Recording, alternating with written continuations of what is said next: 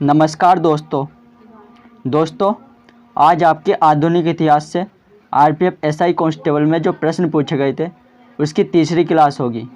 और पहली 2 क्लासों में हमने आरपीएफ एसआई कांस्टेबल में पूछे गए 50 प्रश्नों के बारे में जाना था। आज हम अगले बचे हुए प्रश्नों के बारे में जानेंगे। दोस्तों, अगर आपको हमारी ये वीडियो पसंद आती है तो चैनल को सब्सक्राइब ज़रूर कर लेना। तो चलिए शुरू करते हैं। Question number 51। भारत में ईस्ट इंडिया कंपनी को नियंत्रित और विनियमित करने के लिए ब्रिटिश सरकार ने कौन सा अधिनियम लागू किया? तो ब्रिटिश सरकार ने कौन सा अधिनियम लागू किया था? रेगुलेटिंग अधिनियम 1773। कौन सा? रेगुलेटिंग अधिनियम 1773। डिटेल में जानेंगे इसके बारे में। भारत में ईस्ट इंडिया कंपनी को नियंत्रित और विनियमित करने के लिए ब्रिटिश सरकार ने रेगुलेटिंग एक्ट 1773 लागू किया था। ईस्ट इंडिया एक्ट या अधिनियम 1784। इस अधिनियम का मुख्य उद्देश्य रेगुलेटिंग एक्ट 1773 की कमियों को दूर करना था। चार्टर अधिनियम जो कि 1833 में आया था। इस अधिनियम को भारत सरकार अधिनियम 1833 अथवा सेंट हेलेना अधिनियम किस नाम से? सेंट हेलेना अधिनियम 1833 भी कहा जाता है। भारत सरकार अधिनियम 1909। इस अधिनियम को मार्ले मिंटो सुधार अधिनियम के नाम से भी जाना जाता है। इस अधिनियम के द्वारा मुसलमानों के लिए अलग निर्वाचन प्रणाली की व्यवस्था की गई। किसके लिए? मुसलमानों के लिए। क्वेश्चन नंबर 52 देखेंगे। किसे भारत की आज़ादी का पहला युद्ध कहा जाता है? तो किसे कहा जाता है? सिपाही विद्रोह को। सिपाही विद्रोह को भारत की आज़ादी का पहला युद्ध कहा जाता है। सिपाही विद्रोह 10 मई 1857 ईस्वी को मेरठ में प्रारंभ हुआ था। सिपाही विद्रोह को भारत विद्रोह, प्रथम भारतीय स्वतंत्रता संग्राम नाम से भी जाना जाता है। Question number 53। बंगाल के पहले गवर्नर जनरल के रूप में किसे नियुक्त किया गया था? तो किसे नियुक्त किया गया था? वॉरेन हेस्टिंग को। रेगुलेटिंग एक्ट 1773 के तहत बंगाल में प्रथम गवर्नर जनरल की नियुक्ति हुई थी। विलियम बेंटिंग भारत के प्रथम गवर्नर जनरल नियुक्त हुए थे। मेयो की हत्या वर्ष 1872 ईस्वी में पोर्ट ब्लेयर में कर दी गई थी। कहाँ पर? पोर्ट ब्लेयर में। रॉबर्ट क्लाइव को भारत में ब्रिटिश साम्राज्य का संस्थापक माना जाता है। तो किसे माना जाता है? रॉबर्ट क्लाइव को। Question number 54। वर्ष 1765 ईस्वी से पहले ब्रिटिश ईस्ट इंडिया कंपनी के पास एकमात्र कौन सा अधिकार था? तो कौन सा अधिकार था? व्यापार का एकमात्र अधिकार था। जानेंगे इसके बारे में डिटेल में। ब्रिटिश ईस्ट इंडिया कंपनी की स्थापना 1600 ईस्वी में एक व्यापारिक कंपनी के रूप में हुई थी। वर्ष 1765 ईस्वी में ब्रिटिश ईस्ट इंडिया कंपनी को व्यापार के अतिरिक्त अनन्य अधिकार प्राप्त हुए। ये अधिकार कंपनी को उसके शासकीय निकाय में परिवर्तन के फलस्वरूप प्राप्त हुए थे। अगला क्वेश्चन है हमारा 55। स्वतंत्रता से पूर्व भारत में गरीबी की अवधारणा पर चर्चा करने वाले सर्वप्रथम व्यक्ति कौन थे? तो कौन थे बताना है आपको। दादाभाई नौरोजी। स्वतंत्रता से पूर्व भारत में गरीबी की अवधारणा पर चर्चा करने वाले सर्वप्रथम व्यक्ति दादाभाई नौरोजी थे। दादाभाई नौरोजी ने वर्ष 1901 ईस्वी में poverty and un-British rule in India नामक पुस्तक लिखी। कौन सी? Poverty and un-British rule in India. Dadabhai Naoroji वर्ष 1892 में यूनाइटेड किंगडम में हाउस ऑफ कॉमन्स के प्रथम भारतीय सदस्य बने। नेक्स्ट 56। वुड के आदेश पत्र का संबंध निम्नलिखित में से किस सुधार से था? तो किस सुधार से था? शिक्षा से। वुड के आदेश पत्र का संबंध शिक्षा में सुधार से था। इस आदेश पत्र को वुड्स डिस्पैच अथवा वुड का घोषणा पत्र भी कहा जाता है। वर्ष 1854 ईस्वी में ब्रिटिश ईस्ट इंडिया कंपनी ने भारत में एक शिक्षा पहली प्रणाली की पेशकश की थी। वुड के आदेश पत्र घोषित होने के समय भारत के गवर्नर जनरल डलहौजी थे। कौन थे? डलहौजी। क्वेश्चन नंबर 57, अंग्रेजों ने भारत में अंग्रेजी को शिक्षा का माध्यम खालिस्तान में बनाया था। तो कब बनाया था? 1835 में।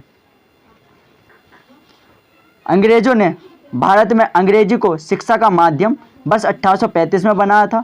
भारत में अंग्रेजी को शिक्षा का माध्यम बनाने का श्रेय जो जाता है वो मैकाले को जाता है। नेक्स्ट है 58, वर्तमान के पश्चिम उत्तर प्रदेश, मध्य प्रदेश और पंजाब के कुछ हिस्सों में 1833 में किस व्यवस्था को शुरू किया गया था? तो किस व्यवस्था को शुरू किया गया? महालवाड़ी व्यवस्था। वर्तमान के पश्चिम उत्तर प्रदेश, मध्य प्रदेश और पंजाब के कुछ हिस्सों में वर्ष 1830 ईस्वी में महालवाड़ी व्यवस्था को शुरू किया गया था। महालवाड़ी व्यवस्था के अंतर्गत भारत के लगभग 30% भूभाग पर भू राजस्व की व्यवस्था लागू हुई थी। महालवाड़ी व्यवस्था की अवधारणा सर्वप्रथम किसने रखी? हॉल्ट मैकेंजी ने। नेक्स्ट है 59, सामाजिक, आर्थिक और राजनीतिक न्याय की अवधारणा किस क्रांति से ली गई है? तो किस क्रांति से? रूसी क्रांति से। रूसी क्रांति वर्ष 1917 ईस्वी में गठित हुई थी, यह भी याद रखना आपको। क्वेश्चन नंबर 60, प्रसिद्ध कृषि आंदोलन तेभागा किस प्रांत में हुआ था? तो किस प्रांत में हुआ था? बंगाल में। बंगाल में हुए इस आंदोलन के प्रमुख नेताओं में भवन सिंह, कामरान सिंह थे। कौन कौन थे? भवन सिंह और कामरान सिंह। तेभागा आंदोलन के तहत किसानों ने जमींदारों को दिए जाने वाले हिस्से को 1/3 करने की मांग की थी। कितनी? 1/3 करने की। नेक्स्ट है 61, वांडीवास का निर्णायक युद्ध किनके मध्य लड़ा गया था? तो किनके मध्य लड़ा गया था? अंग्रेज और फ्रांसीसी के मध्य। वांडीवास का निर्णायक युद्ध अंग्रेज और फ्रांसीसी के मध्य लड़ा गया था। वांडीवास का युद्ध 22 जनवरी 1760 ईस्वी को हुआ था। इस युद्ध में फ्रांसीसी अंग्रेजों के हाथों बुरी तरह पराजित हुए तथा फ्रांसीसियों को पांडिचेरी अंग्रेजों के हाथों में सौंपना पड़ा। नेक्स्ट है 62, निम्नलिखित में से किसने मणिपुर नृत्य को शांति निकेतन में प्रदर्शन कर उसे उसकी ख्याति वापस दिलाई? तो किसने दिलाई ख्याति वापस? रविन्द्रनाथ टैगोर ने। रविन्द्रनाथ टैगोर ने मणिपुर नृत्य को शांति निकेतन में प्रदर्शित कर उसकी ख्याति वापस दिलाई थी। शांति निकेतन भारत के पश्चिम बंगाल राज्य में स्थित है। रविन्द्रनाथ टैगोर को शांति निकेतन की स्थापना का श्रेय जाता है। क्वेश्चन नंबर 63, श्री फिरोज शाह मेहता ने कौन सा समाचार पत्र प्रारंभ किया था? तो कौन सा समाचार प्रारंभ किया? बॉम्बे क्रॉनिकल। श्री फिरोज शाह मेहता ने बॉम्बे क्रॉनिकल समाचार पत्र प्रारंभ किया था। यह अंग्रेजी भाषा का समाचार पत्र था। इस समाचार पत्र की शुरुआत वर्ष 1910 ईस्वी में हुई थी। यह समाचार पत्र बॉम्बे से प्रकाशित हुआ था। डेक्कन क्रॉनिकल तथा डेक्कन टाइम्स अंग्रेजी भाषा में प्रकाशित समाचार पत्र थे। 64 नंबर क्वेश्चन है, फ्रंटियर गांधी के नाम से किसे जाना जाता है? तो किसे जाना जाता है? अब्दुल गफ्फार खां को। किसे? अब्दुल गफ्फार खां को। अब्दुल गफ्फार खां ने खुदाई खिदमतगार नामक संगठन की स्थापना की थी। इस संगठन को लाल कुर्ती के नाम से भी जाना जाता है। भारत रत्न से सम्मानित होने वाले प्रथम गैर भारतीय नागरिक अब्दुल गफ्फार खां थे। इनको यह सम्मान 1987 ईस्वी में मिला। कब मिला? 1987 ईस्वी में। 65 नंबर क्वेश्चन है, निम्नलिखित राष्ट्रवादी नेताओं में कौन से निम्नलिखित राष्ट्रवादी नेताओं में से कौन मराठी समाचार पत्र केसरी के संस्थापक और संपादक थे? तो कौन थे? बाल गंगाधर तिलक। जानेंगे इसके बारे में। राष्ट्रवादी नेता बाल गंगाधर तिलक ने मराठी समाचार पत्र केसरी का संपादन किया। इस समाचार पत्र का संपादन 1881 ईस्वी में हुआ था।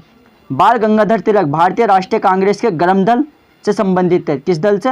गर्म दल से संबंधित थे। भारतीय राष्ट्रीय कांग्रेस के गर्म दल में इनके अतिरिक्त लाला लाजपत राय तथा बिपिन चंद्र पाल भी शामिल थे।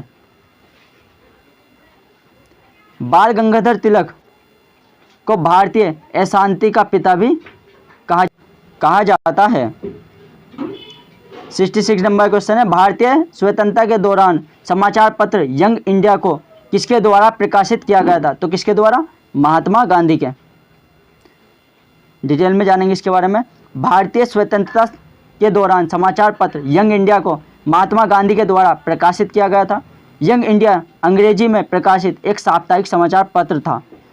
महात्मा गांधी द्वारा प्रकाशित अन्य समाचार पत्र देखते कौन कौन से हैं। इंडियन ओपिनियन, नवजीवन और हरिजन।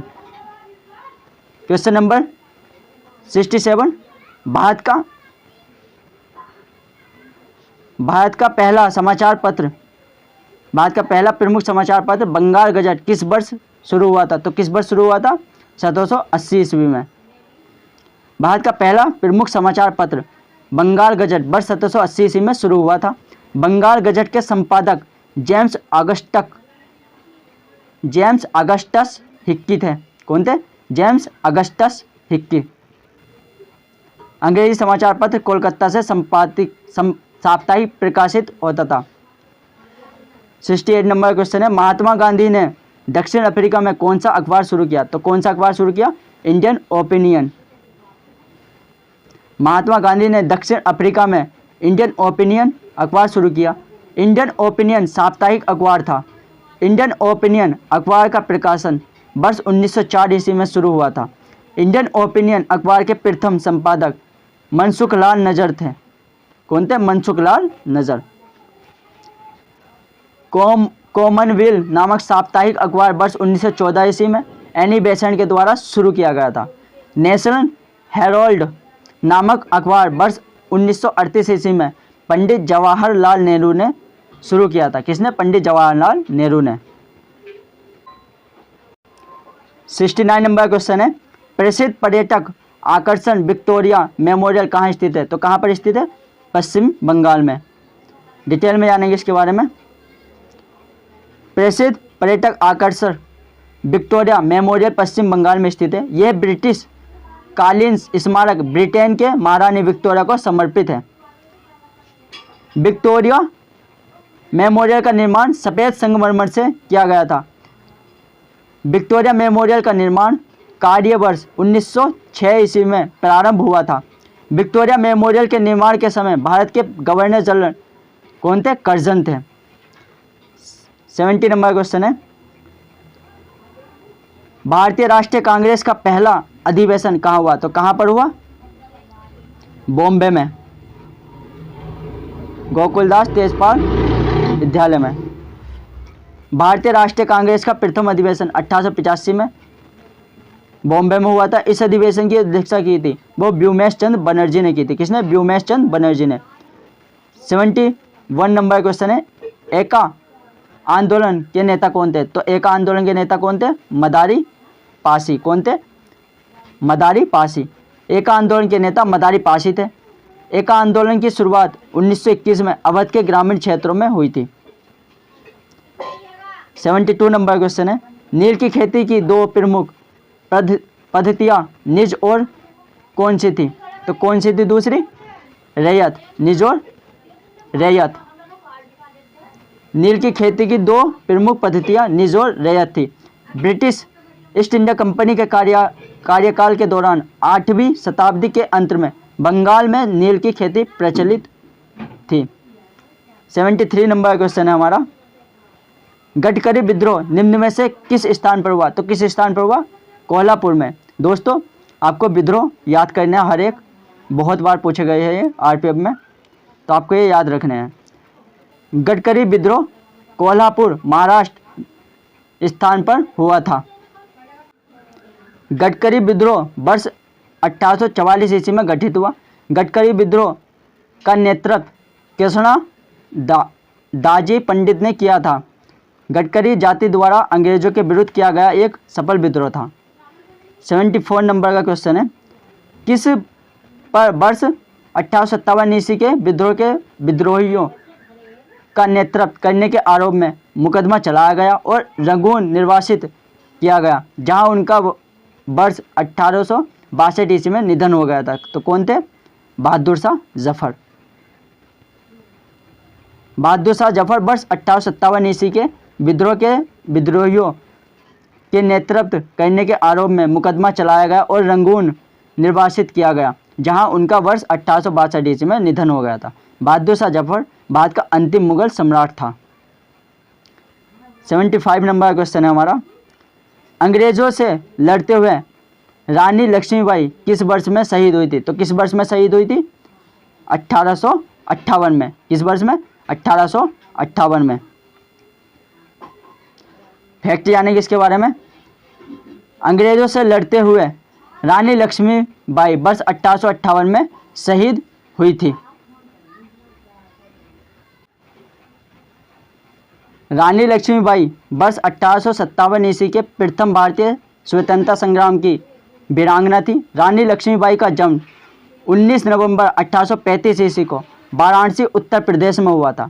वर्ष 1857 के प्रथम भारतीय स्वतंत्रता संग्राम में रानी लक्ष्मीबाई ने झांसी में युद्ध का नेतृत्व किया था।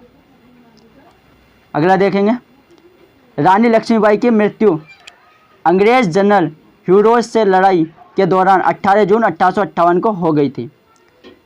76 नंबर क्वेश्चन है, भारतीय राष्ट्रीय आंदोलन के दौरान प्रसिद्ध उपन्यास आनंद मठ किसने लिया था? तो किसने लिया था? बंकिम चंद्र चट्टोपाध्याय ने। भारतीय राष्ट्रीय आंदोलन के दौरान प्रसिद्ध उपन्यास आनंद मठ बंकिम चंद्र चट्टोपाध्याय ने लिखा।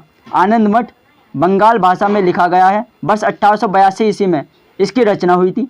भारत का राष्ट्रीय गीत वंदे मातरम भी आनंद मठ उपन्यास से लिया गया था या लिया गया है। आनंद मठ उपन्यास में ही बंगाल के सन्यासी विद्रोह का वर्णन है। 77 नंबर क्वेश्चन है, किस भारतीय समाज सुधारक ने सती प्रथा के उन्मूलन के लिए आंदोलन चलाया? तो किसने चलाया? राजा राम मोहन राय ने। भारतीय समाज सुधारक राजा राम मोहन राय ने सती प्रथा के उन्मूलन के लिए आंदोलन चलाया था। ईश्वरचंद विद्यासागर भारत में महिलाओं की शिक्षा के समर्थन में थे। ईश्वरचंद विद्यासागर के प्रयासों के फलस्वरूप ही भारत में हिंदू विधवा पुनर्विवाह अधिनियम पारित हुआ था। पंडित रमाबाई ने महिलाओं की शिक्षा के लिए आर्य महिला समाज की स्थापना की थी। 78 नंबर क्वेश्चन है, सर्वेंट ऑफ इंडिया सोसाइटी की स्थापना किसने की? तो किसने की थी? गोपाल कृष्ण गोखले ने। सर्वेंट ऑफ इंडिया सोसाइटी की स्थापना गोपाल कृष्ण गोखले ने की थी। इसको भारत सेवक संघ के नाम से भी जाना जाता है। किसको? Servants of India society. इस संघ का गठन 12 जून 1905 ईस्वी को पुणे महाराष्ट्र में किया गया था।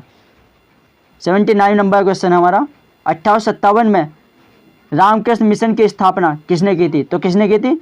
स्वामी विवेकानंद ने।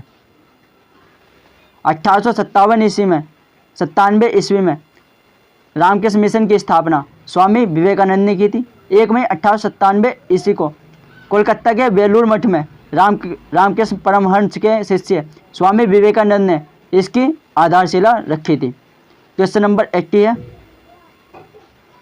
अंग्रेजों के साथ कौन सी संधि के फलस्वरूप रणजीत सिंह ने शीर्ष सतलज प्रदेशों पर अंग्रेजों के अधिकार को स्वीकार किया? तो इसका ऑप्शन है ऑप्शन नंबर ए, अमृतसर की संधि। कौन सी? अमृतसर की संधि। अंग्रेजों के साथ अमृतसर की संधि के फलस्वरूप रणजीत सिंह ने शीर्ष सतलज प्रदेश पर अंग्रेजों के अधिकार को स्वीकार किया।